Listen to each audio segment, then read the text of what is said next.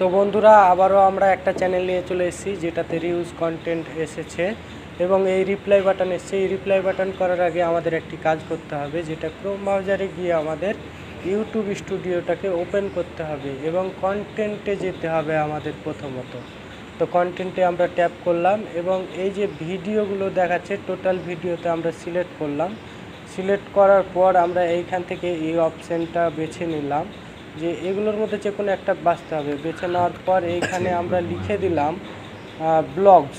এখানে একটা ব্লগস লিখে দেওয়ার পর এইখানে এই যে বাম দিকে যেই সাইডটা দেখা যাচ্ছে এই সাইডে ক্লিক করে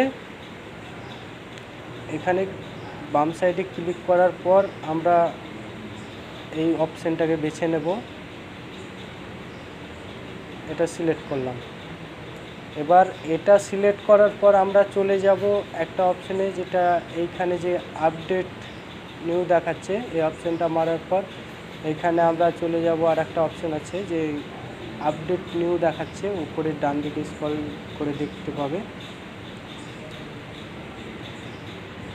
এটার জন্য এগ্রিমেন্ট চাইবে, এগ্রিমেন্ট করে দেবো এবং সাবমিট করে দেবো। অটোমেটিকলি এটা ফিক্স হয়ে যাবে এবং আমরা চলে যাব মনিটাইজেশনে চলে যাব। তার আগে চেক করে নেব। তো এবার আমরা চলে গেলাম মনিটাইজেশনে।